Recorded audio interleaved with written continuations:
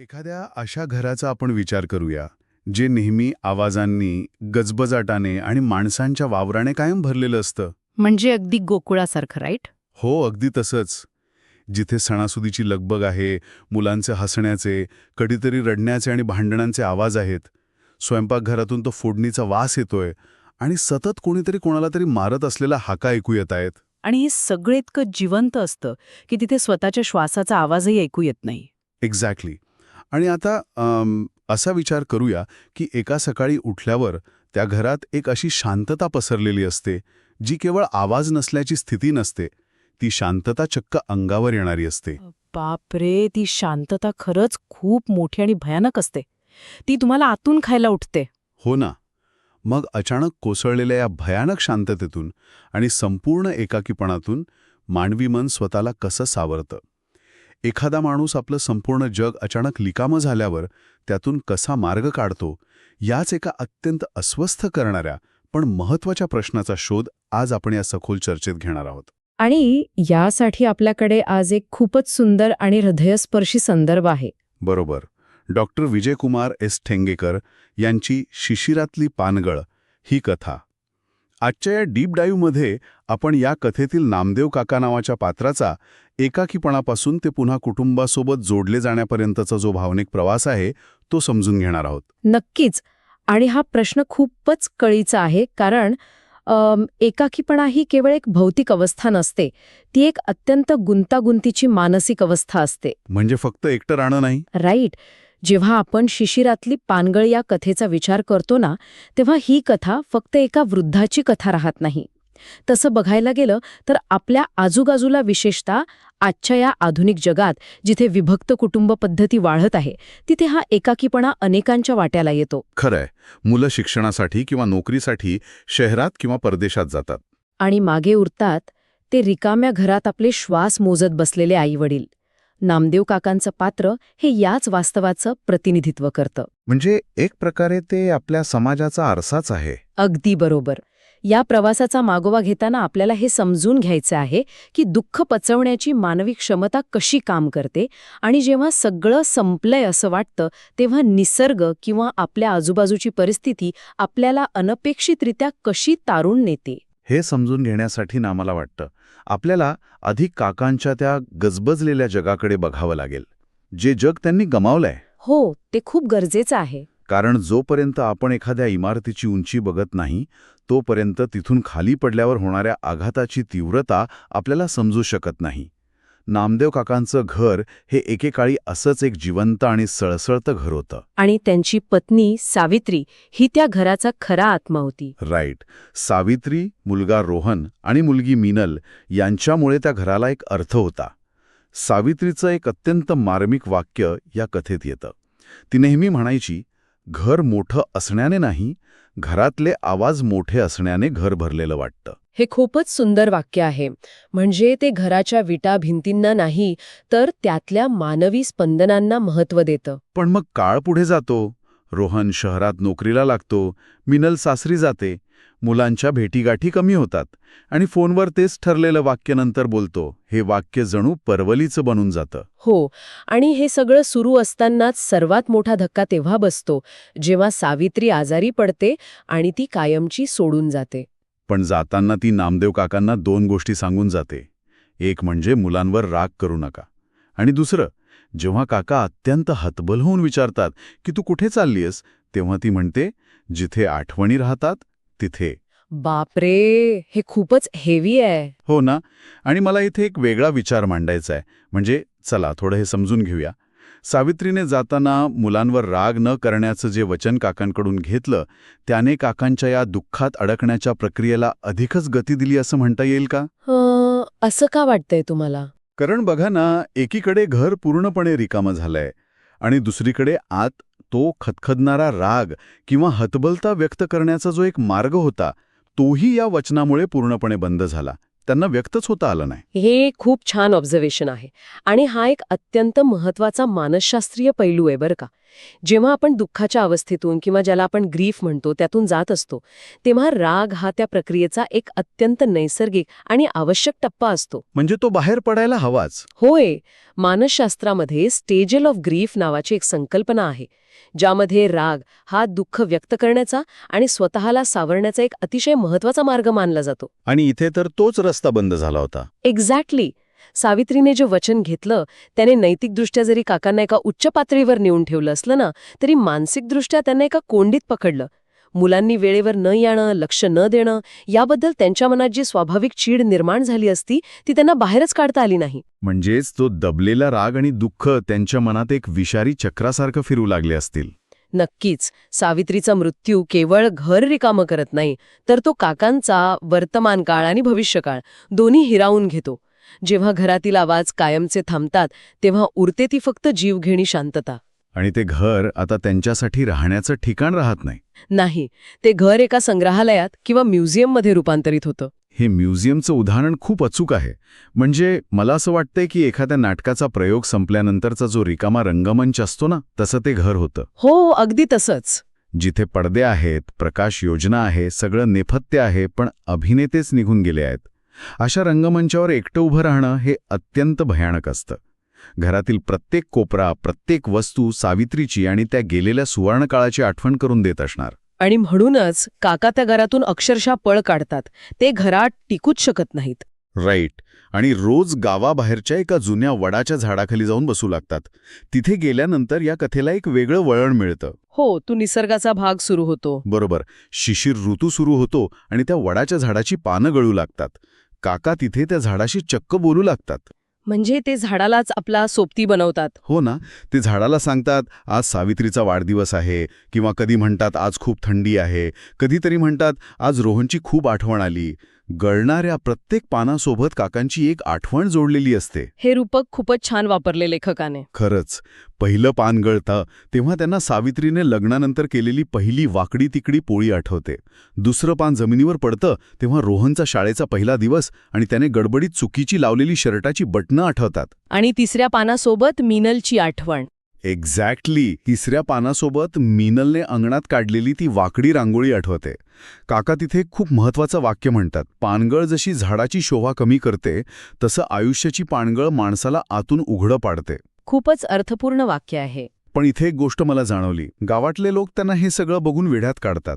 आणि प्रामाणिकपणे सांगायचं तर जर मी एखाद्या माणसाला रोज एका झाडाशी बोलताना आणि गळणारी पानं मोजताना पाहिलं तर मलाही वाटेल की या माणसाचं मानसिक संतुलन थोडं बिघडलंय.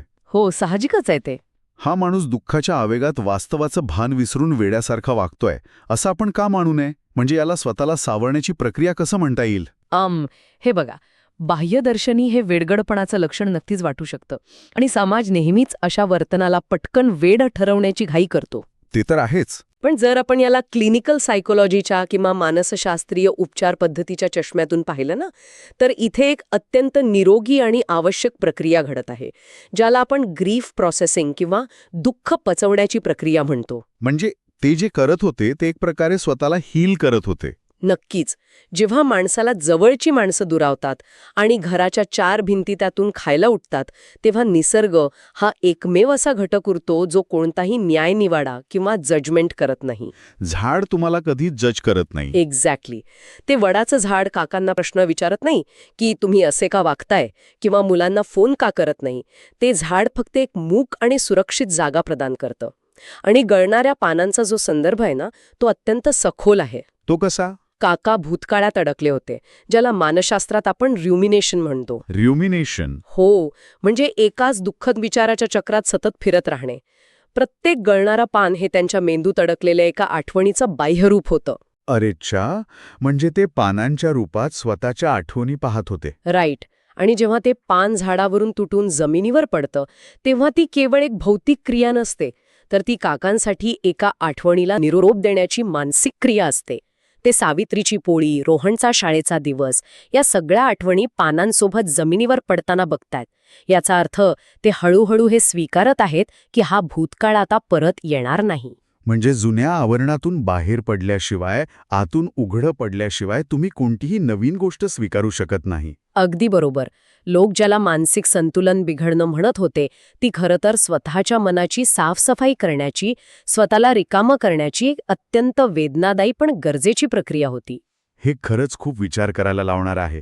म्हणजे ते झाडाच्या माध्यमातून स्वतःच्याच मनातील साचलेल्या भावना मोकळ्या करत होते. पण कितीही म्हटलं तरी नुसतं पानं गळताना बघणं हे एका मर्यादेनंतर तुम्हाला नैराश्याच्या खोल गर्तेत ढकलू शकतं. हो, तिथे अडकून पडण्याची शक्यता असते. कारण शिशिर ऋतू संपणारच नाही आणि हे झाड आता कायमचं असंच निष्प्राण राहील अशी एक भीती वाटायला लागते. काकांच्या बाबतीतही तेच होत होतं. आणि नेमक्या याच क्षणी जेव्हा दुःखाची पातळी शिगेला पोचलेली असते तेव्हा अनपेक्षितपणे एक नवी उमेद जन्म घेते. आणि तिथेच कथेला एक सुंदर वळण मिळतं. हो, कथेत गळू नावाच्या एका लहान मुलाचा प्रवेश होतो. पायात चप्पल नाही, विस्कटलेले केस, अंगावर मळकट कपडे, गरीब घरातला पण डोळ्यांत प्रचंड उत्सुकता असलेला हा गणू. तो प्रवेशच खूप भारी आहे. तो सहज काकांजवळ येतो आणि विचारतो, तुमचं खरं घर कुठे आहे? आता काका आधीच भावूक झालेले असतात. ते म्हणतात, जिथे माणसं असतात तिथे घर असतं. माझं घर आता रिकामं आहे. आणि त्यावर गणूचं उत्तर किती निरागस असतं ना. खूपच हृदयस्पर्शी. तो म्हणतो, मग मी येतो ना इथे, म्हणजे घर रिकामं राहणार नाही. तिथून पुढे गणू रोज काकांकडे येऊ लागतो. त्याचे लहान सहान पण कुतूहलाने भरलेले प्रश्न सुरू होतात. पक्षी झाडावर का बसतात? ढग खाली का पडत नाहीत? लहान मुलांची ती एक वेगळीच दुनिया असते. हो ना. मग काका त्याला जुन्या गोष्टी सांगतात आणि हळूहळू त्याला अक्षर ओळख म्हणून देत वाचायला शिकवू लागतात. आता इथे खरी गंमत आहे. मला इथे ना एका गोष्टीचा उल्लेख करायचा आहे. वाहनांमध्ये जसं शॉक ॲब्झॉर्बर असतो ना, गणू काकांच्या आयुष्यात तोच शॉक ॲब्झॉर्बर बनून येतो. हे रूपक खूप छान आहे. कसं काय? म्हणजे बघा, शॉक ॲब्झॉर्बरचं काम रस्त्यावरचे खड्डे नाहीसे करणे हे नसतं. रस्त्यावर खड्डे असतातच, पण त्या खड्ड्यांमुळे वाहनावर जो आदळण्याचा आघात होणार असतो, त्याची जी कायनेटिक एनर्जी असते ती तो शॉक ॲब्झॉर्बर शोषून घेतो आणि विखुरतो, जेणेकरून वाहन तुटून पडत नाही. राईट. गणूने काकांचं दुःख नाहीसं केलं नाही, पण त्या दुःखाच्या आघाताची तीव्रता त्याने स्वतःमध्ये शोषून घेतली, ज्यामुळे काका मानसिकरित्या कोलमडून पडण्यापासून वाचले. हे शॉक ॲब्झॉर्बरचं उदाहरण या परिस्थितीला अतिशय चपखल बसतं. गणूने नक्की काय केलं तर त्याने काकांच्या मेंदूची विचार करण्याची दिशाच बदलून टाकली. दिशा बदलली म्हणजे नक्की काय झालं? याला आपण मानसशास्त्रात कॉग्निटिव्ह शिफ्ट असं म्हणू शकतो. जेव्हा माणूस अतिशय दुःखात असतो ना, तेव्हा त्याचा मेंदू एका डिफॉल्ट मोड नेटवर्कमध्ये अडकलेला असतो. ओके. या अवस्थेत माणसाचं लक्ष पूर्णपणे स्वतःवर, स्वतःच्या नुकसानीवर आणि फक्त भूतकाळावर केंद्रित झालेला असतो. काका झाडाखाली बसून तेच तर करत होते.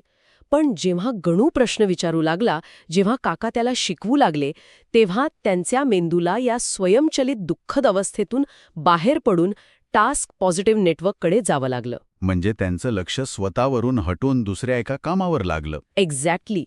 शिकवणे ही एक अशी क्रिया आहे जिथे तुम्हाला तुमचा संपूर्ण फोकस समोरच्या व्यक्तीवर आणि वर्तमानावर केंद्रित करावा लागतो.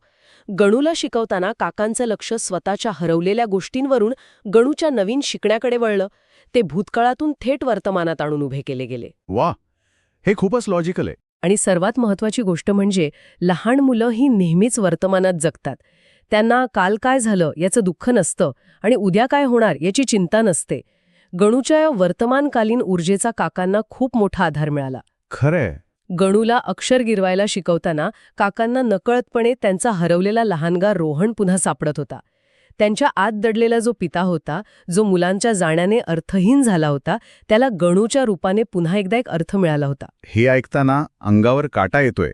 कारण आपण अनेकदा विचार करतो की दुःख विसरण्यासाठी खूप वेळ जावा लागतो, पण खरं तर दुःख विसरण्यासाठी वेळेपेक्षा एका नव्या हेतूची, एका पर्पजची गरज असते. अगदी सहमत आहे मी याच्याशी. आणि कथेत तो एक अत्यंत शक्तिशाली क्षण येतो, जेव्हा गणू काकांना विचारतो की पानं गळली की झाड मरतं का? आणि त्यावर काका क्षणभर थांबून उत्तर देतात, नाही रे, कारण जुनं जाऊन नवीन यायला जागा हवी असते. हा खूप मोठा आहा मोमेंट आहे. हो ना? मला वाटतं हा केवळ गणूला दिलेला धडा नव्हता. हा संवाद स्वतः काकांसाठी एक मोठा साक्षात्कार होता.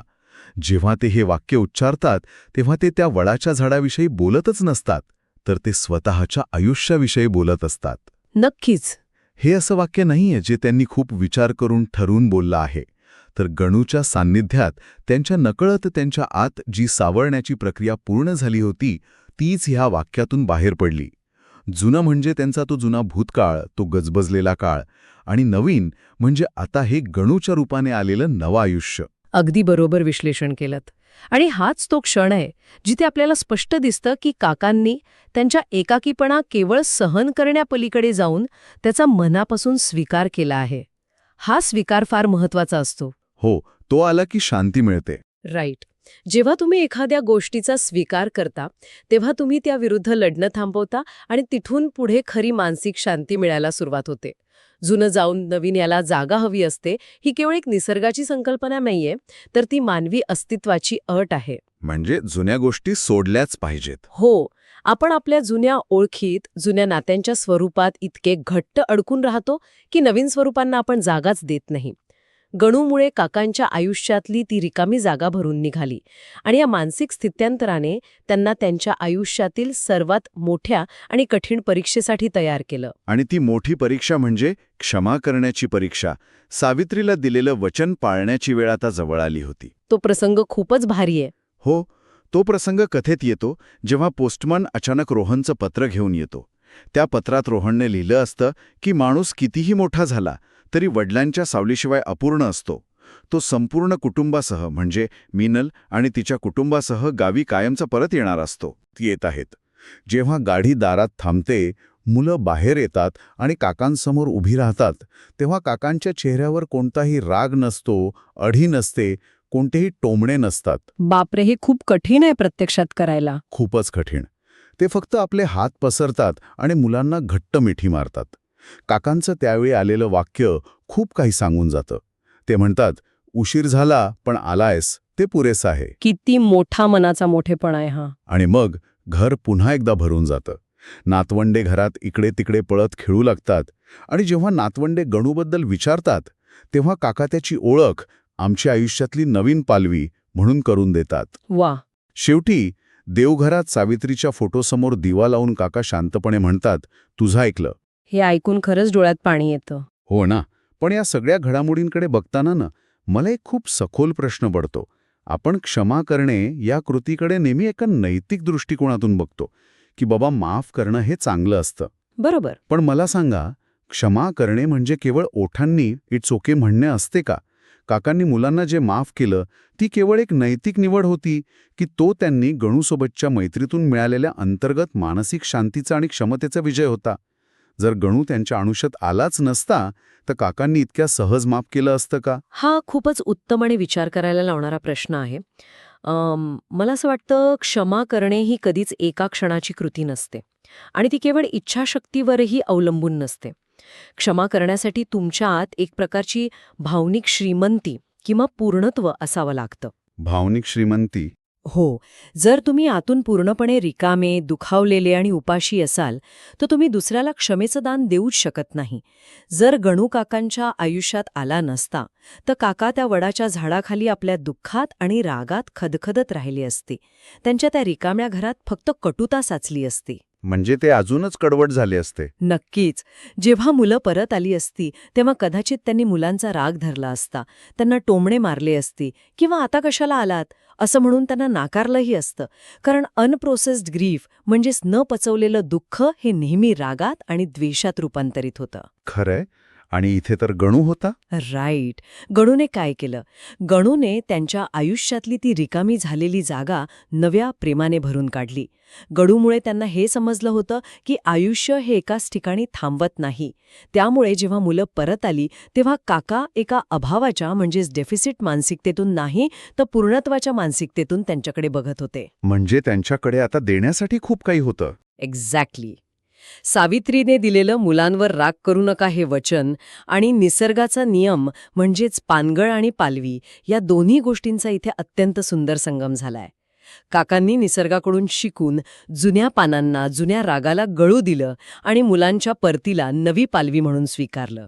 आणि ते जे सावित्रीच्या फोटोसमोर म्हणतात ना, तुझं ऐकलं. हो. तिथे केवळ आज्ञापालन नाहीये, त्यामागे ती प्रचंड मोठी मानसिक शांतता आहे, जो समतोल त्यांनी त्या वडाच्या झाडाखाली आणि गणूच्या निरागस सोबती स्वतःच्या आत कमावलाय. खऱ्या अर्थाने त्यांनी सावित्रीला दिलेला शब्द पाळण्याइतकी आध्यात्मिक आणि मानसिक उंची गाठली होती. खरंच हा संपूर्ण प्रवास मानवी मनाच्या अफाट क्षमतेचं आणि लवचिकतेचं एक उत्तम उदाहरण आहे.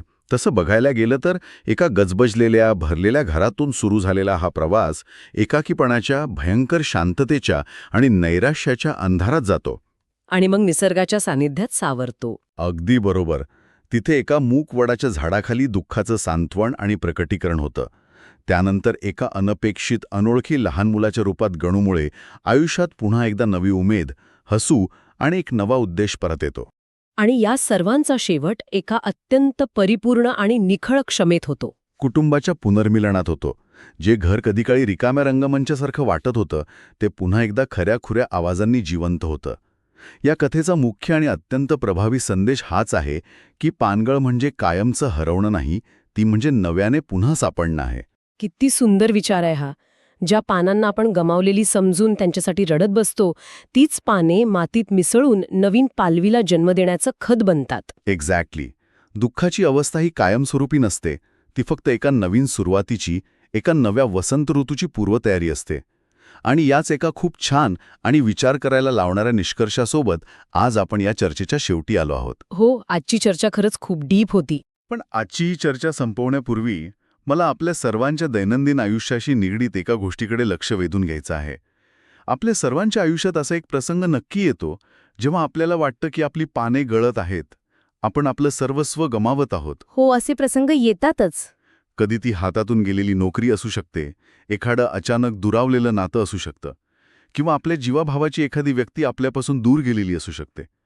तो काळ भयानक असतो, सगळं संपल्यासारखं वाटतं. पण तेव्हा कदाचित तीच वेळ असते जेव्हा निसर्ग किंवा नियती आपल्या आयुष्यात काहीतरी नवीन गोष्टींसाठी, नव्या अनुभवांसाठी जागा तयार करत असते. बरोबर. आपण अनेकदा त्या गळून पडलेल्या, सुकलेल्या पानांकडे एकटक बघण्यात आणि गेलेल्या गोष्टींबद्दल शोक करण्यात इतके मग्न असतो की आपल्या आयुष्यात प्रवेश करू पाहणाऱ्या गळूसारख्या नव्या पालवीकडे, एका नव्या सुरुवातीकडे आपलं पूर्णपणे दुर्लक्ष तर होत नाही ना. गळलेल्या पानांचा शोक करताना नवीन पालवीची चाहूल ऐकायला आपण विसरत तर नाही ना.